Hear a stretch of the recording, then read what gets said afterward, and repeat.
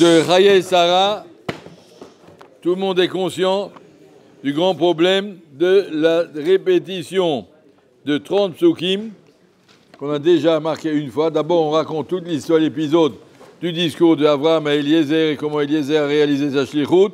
Et quand il arrive au bout, il reprend un discours, il recommence tout. Et la Torah nous dit tout ce qu'il a dit à ces gens, à Bethuel et à Lavan. Il répète tout le discours, tout ce qui s'est passé, tout ça et tout ça. Et à la fin, il emporte Rivka sur ses chameaux, il l'amène jusqu'au bout. Pourquoi la Torah reprend encore une fois? Rashi nous dit Yafa sichatan shel avdei avot yoter meikara shel Torah. Torah a plus de plaisir, d'intérêt, d'importance à raconter le discours des avdei avot, des esclaves d'Abraham, Isaac et Jacob, plus que tous les autres, beaucoup de klalim de la Torah qui sont marqués seulement Beremez, les 39 travaux de Shabbat où ils sont marqués Beremez, et qu'un Sheresem Tamel, Damo Kibesaro, c'est marqué à la rigueur dans un petit Vav quelque part, alors que là, la Torah nous raconte en détail 30 psukim, 68 psukim sont marqués pour ce Shidur de Eliezer, alors qu'on aurait pu marquer. Et Abraham a trouvé pour ça son fils, puis Rivka, et ils sont mariés, ils ont eu des enfants, voilà, c'est 68 psukim sur ça. C'est une question que, bien sûr, le Midrash en parle, tous les Mefachim demandent, pourquoi Torah reprend tous ces détails. Alors, entre autres, parmi les réponses de tous les Mefachim, Rav Alshir nous dit, regardez les mots qu'il a dit Eliezer. Il a fait insister, il a dit, Va'avo hayom El Haïn. C'est ce qui n'est pas marqué dans le premier texte. Et quand il est venu chez eux, il a dit je suis arrivé aujourd'hui. Moi, je suis arrivé aujourd'hui. Je suis parti ce matin, je suis arrivé ce soir. Comment on appelle ça? Puis Satader. Il a voulu leur montrer, regardez que ce Shidur, il est Mishamaim. Akadosh Baruch Hu, il fait des nissim que jamais il aurait fait de façon normale. Tu vois bien que quand je suis parti, Abraham m'avait dit Ou Ishlach Malacho le Fanecha, Kadosh Baruch Hu t'enverra un malach pour réaliser ta shlichut. Regardez déjà le premier malach.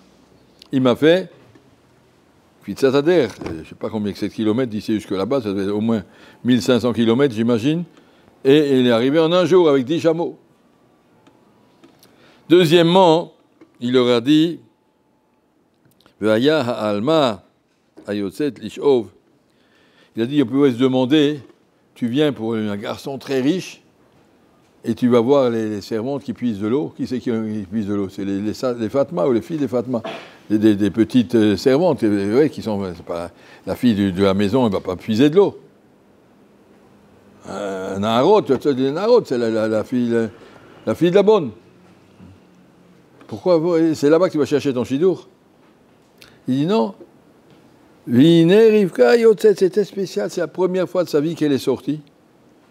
Je ne sais pas qu'est-ce qu'il y a eu, la servante était malade, elle a dit ça va, je vais y aller moi-même. Première fois de sa vie qu'elle est allée.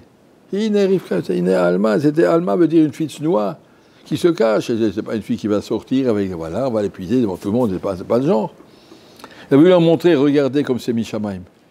Il a montré plein de coups d'autres pour regarder le ciel, organise ce Shidur. Et donc, ne vous opposez pas à la décision d'Akadosh Baruch Hu. Vous voyez que c'est construit à des tas de détails comme ça. On voit dans le discours d'Eliezer, on voit la Hashgacha. Comme on dit au nom du Chazon Ish, les Shidurim, c'est l'endroit de votre vie où vous verrez le plus de Nissim, comme Akadosh Baruch Hu, il s'occupe de vous. On voit beaucoup de Nissim dans la vie de tous les jours. Beaucoup de Nissim. Mais les Nissim qu'on trouve au moment du Shidur, normalement, sont des Nissim impressionnants. Akadosh Baruch Hu, il nous montre, c'est moi qui gère le monde. Arbaim Yom Lifnei Tzira Tavlat, avant que tu sois né déjà, Ubar Yerer Rimo, on a déjà choisi qui c'est le Ubar qui correspond à ce Ubar, que je vois déjà tout pour organiser quand c'est qu'elle va naître, battre Ploni, le Ploni, même si il n'est pas encore né, mais son père est déjà né, normalement tout est programmé.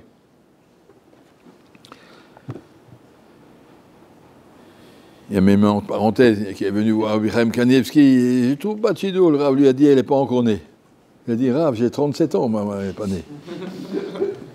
Alors il a dit, tu verras. La semaine prochaine, la semaine d'après, il s'est fiancé. Avec qui? Avec une guillorette, qui ne s'était pas encore née la semaine d'avant. Et elle va être née. Et quand elle viendra, quand ça devra venir, elle va venir. Voilà. Elle va venir. Elle n'était pas née, et puis elle est née. Voilà. Donc, pour revenir à notre affaire, le discours d'Eliezer était pour montrer aux gens, regardez comme c'est Mishamayim. Qu'est-ce qu'on peut apprendre de tout ça, à part tout ce que les Mefarshim disent? Si j'ai fait aujourd'hui le calcul, si on réfléchit en arrière, aujourd'hui, il y a 4 semaines, c'était Simchat Torah. Alors on doit faire la même chose qu'Eliezer. Réfléchis en arrière, qu'est-ce qui s'est passé pendant ces 4 semaines? Tu avais pris à Simchat Torah beaucoup de bonnes résolutions. Tu avais réfléchi, tu as dansé avec le Sefer Torah, tu as dit la Torah c'est Emchayenu, Yameinu, on a chanté tout ce qu'on a pu. La Torah, je l'aime, je la lâche pas et tout, c'est extraordinaire. Et puis tu arrives ici et tu traînes dans ta chambre. Et tu te lèves pas. Et tu bavardes. Ça va pas. Eliezer, il a dit on va faire un retour en arrière, réfléchir. Ça, c'est que chacun doit se faire. Maintenant, on a 4 semaines en arrière. Réfléchir, c'est ça que je voulais. Se remettre en question. Regarder. Eliezer, il a voulu regarder combien il y avait de Hashgacha, combien Kadosh Baruch Hu t'a aidé. C'est une chose qu'il faut regarder. Dans l'autre sens, il faut regarder aussi est-ce que j'ai tenu les engagements que je pensais pouvoir tenir. Le Seder de l'après-midi, je ne vous dis pas, mais ce n'est pas comme ça que ça doit être. Tout le monde vient pour Mincha, il y a fait Meod, après Mincha, hop, s'envole. Pourquoi on s'envole? Seder est là, on apprend d'Abikiyut, on apprend à lire, à traduire une Gemara, on apprend à avancer, on apprend à comprendre, même si on n'apprend pas dans la profondeur des choses, même on apprend à lire et traduire. On apprend à comprendre, on apprend à tenir une souga. C'est ça, si on ne le fait pas, ça ne viendra pas tout seul. Si à la fin de l'année, vous voulez être au niveau d'une yeshiva, il faut s'en donner les moyens. Le Seder du matin, je ne vous dis pas, mais vous êtes là de tous pour voir que jusqu'à 10h30, il n'y a pas beaucoup de monde. Pas assez de monde. Il n'y a pas de raison qu'après la tefila, on retourne dormir. Il n'y a aucune raison. On a dormi toute la nuit. Le sommeil du matin, c'est du Yetzer Hara pur et impur. Rien d'autre. Il n'y a aucune vérité, nécessité à ça. On a dormi la nuit, on s'est levé le matin, on a fait la tefila, on fait du Mishnah Berurah, on mange, on fait de la Mishnah, on commence son Seder, on travaille. On n'est pas des vacances. Je téléphonais à un ancien qui était ici l'année dernière. Il fait de la dentisterie, les études de dentaire. Oui, dentairement. Et puis, et qu'est-ce qu'il m'a dit? J'ai dit, ça va, c'est le travail. Il m'a dit, il ne nous lâche pas. De 8h du matin, on est là-bas, on est obligé d'être là, il te pointe à tout le temps. Il ne nous lâche pas. J'ai dit, tu étudies? Shabbat et dimanche, j'ai le temps d'étudier. La semaine, il ne me lâche pas, je ne peux plus. Voilà, ça c'est dans tout. Et si tu veux faire des études de n'importe quoi, et quand je gagne, si tu veux aller travailler, il faut aller dans un magasin, dans un truc, une société, il faut que tu sois là à l'heure. Ça n'existe pas de dormir le matin. C'est faux, c'est de la Yetzer Hara, c'est pas juste.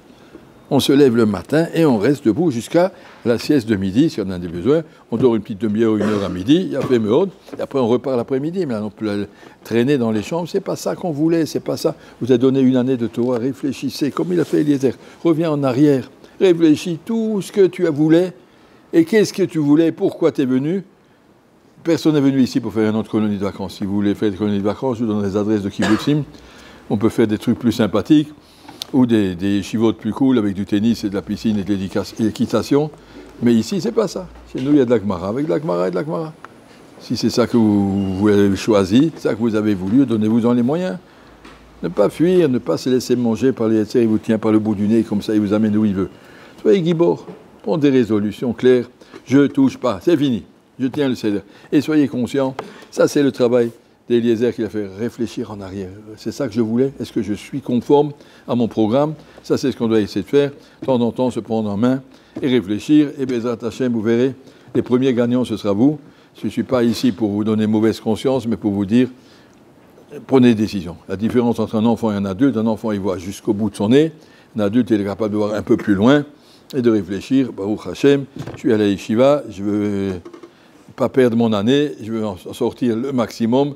À la fin de l'année, je veux être autonome, chacun est venu pour ça. Je veux être capable de poser une souria, je veux être capable de comprendre, de savoir, de connaître.